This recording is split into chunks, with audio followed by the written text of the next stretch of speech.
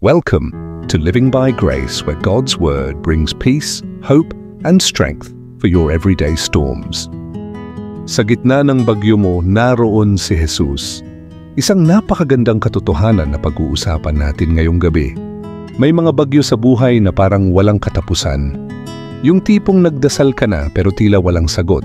Nasa gitna ka ng problema, takot na takot, at pakiramdam mo, mag-isa ka na lang sa bangkang halos lumubog sa bigat ng lahat. Pero anong ginagawa ng Diyos sa gitna ng katahimikan? Bakit tila natutulog siya sa gitna ng unos?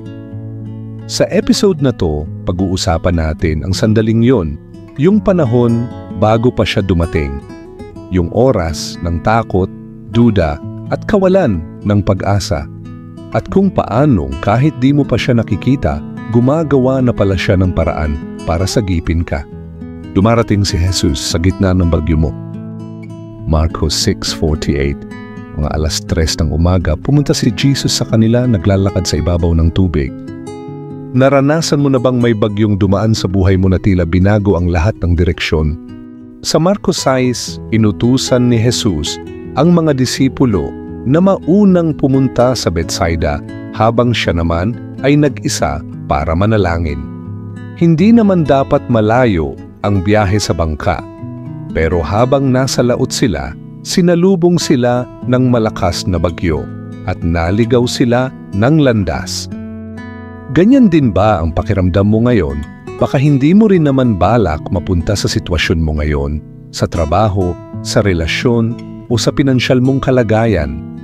Pero may mga pangyayari kang hindi kontrolado at parang ang layo-layo mo na sa pinlano mong direksyon. Dapat nandun ka na pero ngayon, parang wala ka ng pag-asang makarating. Ang hanap mo na lang, makabalik sa ligtas na lugar. O baka naman may mga pangarap kang matagal mo nang binitawan. Hindi mo na nga iniisip kung may progress ka pa, ang tanong mo na lang, makakaraos pa kaya ako?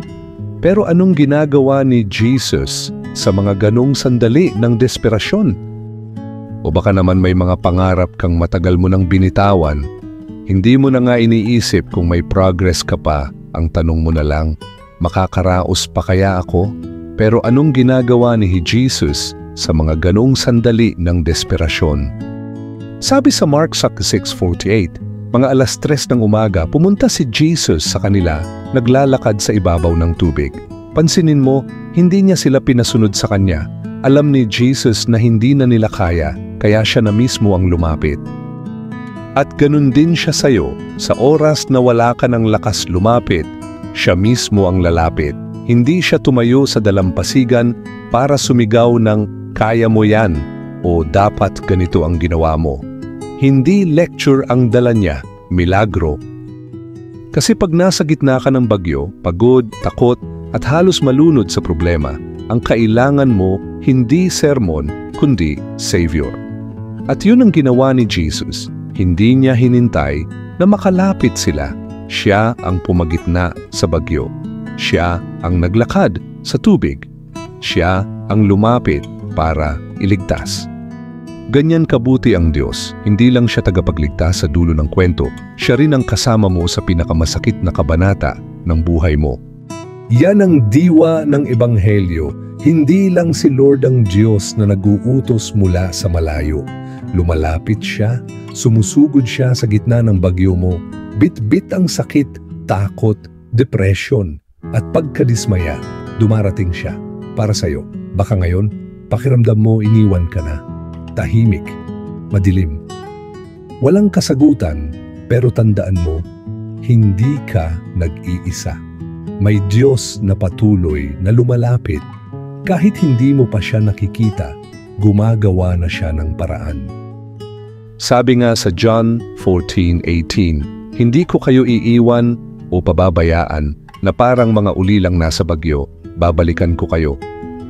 Ang Diyos hindi lang nangako ng tulong, nangako siya ng presensya. Hindi ka lang niya ililigtas sa dulo, sasamahan ka niya sa gitna. Pwede mong panghawakan yan, kapatid, kahit hindi mo pa nararamdaman, kahit parang tahimik lang ang langit, si Jesus dumarating. Hindi siya palaging dumarating agad sa paraan na gusto natin. pero siguradong dumarating siya. At minsan, sa gitna ng takot at pagod, saka siya biglang lilitaw, bitbit ang kapayapaan, pag-asa at sagot na hindi mo inaasahan. Kaya huwag kang bibitaw, huwag kang susuko, ang Diyos na nangakong hindi ka iiwan ay siguradong darating para sa iyo. Kung anuman ang gumugulo sa iyo at nagiging dahilan ng matinding dalamhati, huwag kang bibitaw sa panalangin mo. Hindi ka nag-iisa. Hindi ka nakakalimutan ng Diyos. At sa tamang oras, makikita mo rin ang napakagandag tugon ng Diyos sa panalangin mo. Kung ang iniiyak mo sa Panginoon ay kaayusan ng iyong pamilya, pagmamahal, pagkakasundo-sundo, mapayapa at masayang pamilya. Darating yan, kapatid. Alam ng Diyos ang sakit, alam niya ang gulo, pero alam din niya kung paano buuin muli ang mga pusong wasak. Huwag mong bitawan ng panalangin. May araw din ng pagtahan at paghilom. Kung nakakaranas ka ng matinding lungkot na pakiramdam mo ay iniwan ka o nag-iisa ka, kapatid, ramdam ka niya. Walang anumang uri ng sakit ng kalooban ang hindi niya pinagdaanan. Alam niya na nasasaktan ka ngayon at gusto niyang iparating sa iyo na hindi ka nag-iisa. Kasama mo siya sa yugto ng buhay mo na yan. Yugto. Kung ang laban mo ay kalusugan o kakulangan sa pinansyal, kabuhayan, tandaan mong ang Diyos, ang great healer at faithful provider, hindi siya nauubusan ng paraan.